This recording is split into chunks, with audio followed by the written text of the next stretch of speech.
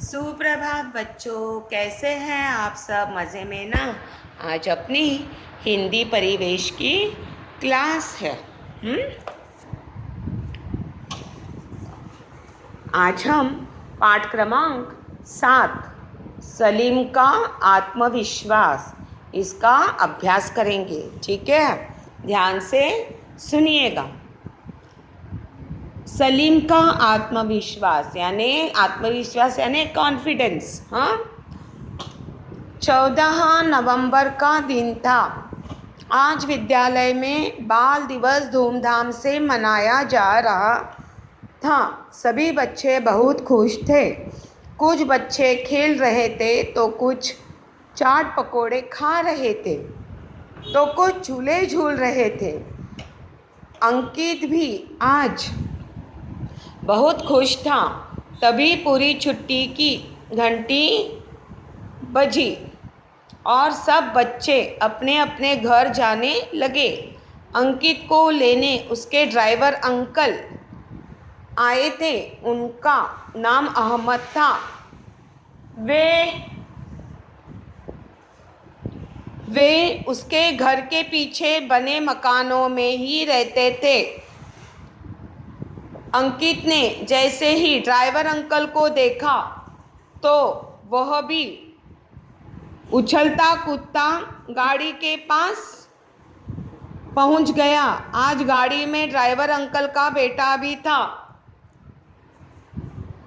उसे देखकर अंकित बहुत खुश हुआ।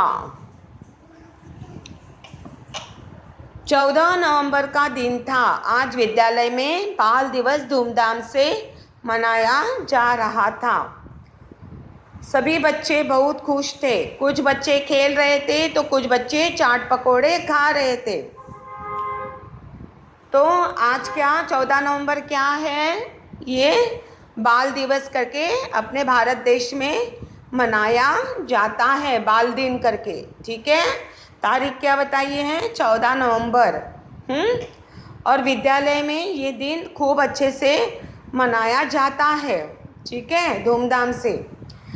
तो बाल दिन के अवसर था और कुछ बच्चे विद्यालय में ये धूमधाम से मना रहे थे तो कुछ चाट पकोड़े भी खा रहे थे और कुछ बच्चे झूले भी झूल रहे थे। अंकित भी आज बहुत खुश था। तभी पूरी छुट्टी की घंटी बजी और सब बच्चे अपने अपने घर जाने लगे। अंकित नाम का जो स्टूडेंट था, जो बच्चा था, वो बहुत खुश था बाल दिन के दिन। और तभी ये सारा नज़ारा देखे और तभी घर जाने की घंटी बजी और सब बच्चे अपने अपने घर जाने लगे। अंकित को लेने उसके ड्राइवर अंकल आए थे। उनका नाम अहमद था। अब जो अंकित नाम का बच्चा था उसे ड्राइवर अंकल यानी अहमद चाचा उनको लेने आए थे। जो उनका ड्राइवर था, अहमद अंकल कौन थे? वो अंकित के ड्राइवर थे। ठीक है, वो उन्हें लेने आए थे घर लेके जाने के लिए। वे उसके घर के पीछे बने मकानों में ही रहते थे। वो जो अहमद अंकल थे वो कहाँ रहते थे? अंकित के घर के पीछे ही रहते थे, बने हुए मकानों के। अंकित ने जैसे ही ड्राइवर अंकल को देखा तो वह उछलता कूदता गाड़ी के पास पहुंच गया। जैसे ही उसने अहमद अंकल को देखा तो अंकित वहां जाके पहुंच गया खुशी से अपने गाड़ी के पास। आज गाड़ी में ड्राइवर अंकल का बेटा भी था और आज गाड़ी में जो अहमद अंकल जो ड्राइवर थे उसके गाड़ी के, वो क्या कर रहे थे? तब अंकित ने देखा कि ड्राइवर अंकल का बेटा भी आया हुआ है। उसे देखकर अंकित बहुत खुश हुआ।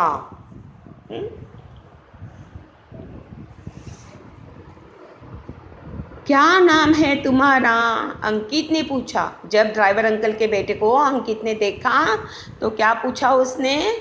उस ड्राइवर अंकल के बेटे से पूछा, तुम्हारा नाम क्या है? सलीम, उसने हकलाते हुए कहा। वो ड्राइवर अंकल का बेटा शायद हकलाता था, यानी कि तोतला बोलता था। तो उसने सलीम करके बताया। कौन सी कक्षा में पढ़ते हो? फिर से अंकित ने उसे पूछा कि आप कौन से कक्षा में पढ़ते हो? सलीम ने कहा कुछ नहीं बोला। सलीम कुछ नहीं बोला तो ड्राइवर अंकल ने बताया, बेटा सलीम को हकलाने की बीमारी है, उसे पढ़ने लिखने में भी कठिनाई होती है। तब ड्राइवर अंकल ने बताया कि ये मेरा बेटा है और इसे बोलने में कठिनाई होती है क्योंकि वो हकलाता है, तोतला बोलता है। ठीक है। वैसे भी हमारे पास इतना पैसा नहीं है कि हम इसकी पढ़ाई पर खर्च कर सके। ड्राइवर अंकल की बात सुनकर अंकित सुन्न रह गया। बोला, नहीं अंकल, सलीम को हमारे प्रेम और सहारे की ज़रूरत है। सभी बच्चे एक से नहीं होते। अंकित ने मन में ही निश्चय कर लिया। अंकित ने मन में निश्चय किया कि वह सलीम की अवश्य सहायता करेगा। उसने सलीम से पूछा, क्या तुम पढ़ना चाहोगे? जब ड्राइवर अंकल के बेटे सलीम से मिला तो उसे उसके लिए बहुत ज़्यादा लगाव और सहानुभूति प्रकट हुई और उसने ड्राइवर अंकल से बात करना शुरू कर दिया। तब ड्राइवर अंकल उसे बोले कि ये हकलाता है और उसे बोलने में भी कठिनाई होती है। और ड्राइवर अंकल तब बता रहे थे कि हमारे पास इतना पैसा नहीं कि हम इसके पढ़ाई के ऊपर भी खर्च कर सके।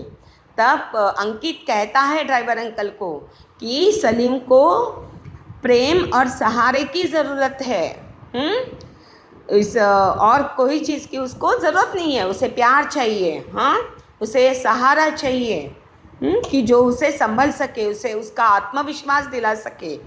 अंकित ने फिर मन ही मन में निश्चय कर लिया कि सलीम की अवश्य वह सहायता करेगा पढ़ने के लिए या उसको प्रेरित करने के लिए, उसका कॉन्फिडेंस बढ़ाएगा। ये निश्चय अंकित ने अपने मन ही मन कर लिया। उसने सलीम से पूछा, क्या तुम पढ़ना चाहते हो?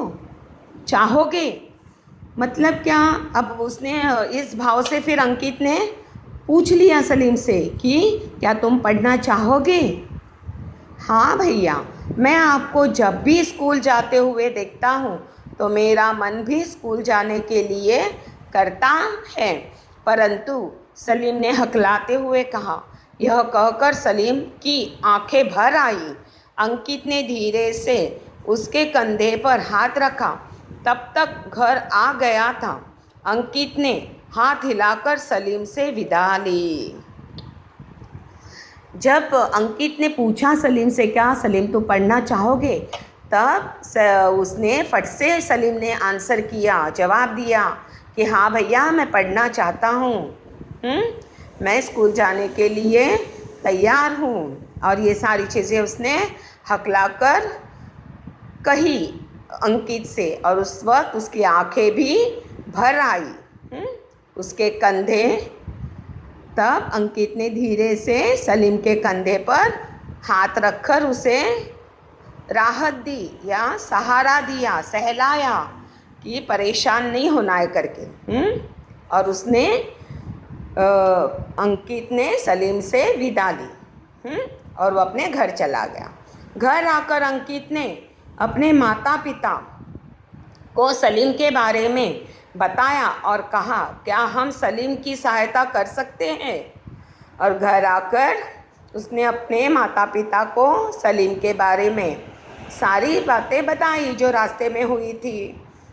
हाँ, उन्होंने प्यार से अंकित के सिर पर हाथ फेरते हुए कहा, अंकित, तुम्हारा विचार बहुत अच्छा है। हम अवश्य ही सलीम की सहायता करेंगे। और जब अंकित ने अपने माता पिता से ये सारी बातें सलीम के बारे में बताई कि हमें उसकी सहायता करनी चाहिए, तब उनके माता पिता ने भी अंकित से कहा, सर पे हाथ फेरते हुए, उन्हें बहुत प्राउड फील कर रहे थे कि अपना बच्चा सलीम के बारे में सोच रहा है, अच्छी चीज़ों के बारे में सोच रहा है। और उन्होंने आश्वस्त किया अपने अंकित बेटे को कि हम ज़रूर उसकी सहायता करेंगे। ठीक है, ये प्रथम पहला भाग यहीं पे समाप्त होता है। स्वस्थ रहिए, मस्त रहिए। मिलते हैं अगली क्लास में। Thank you.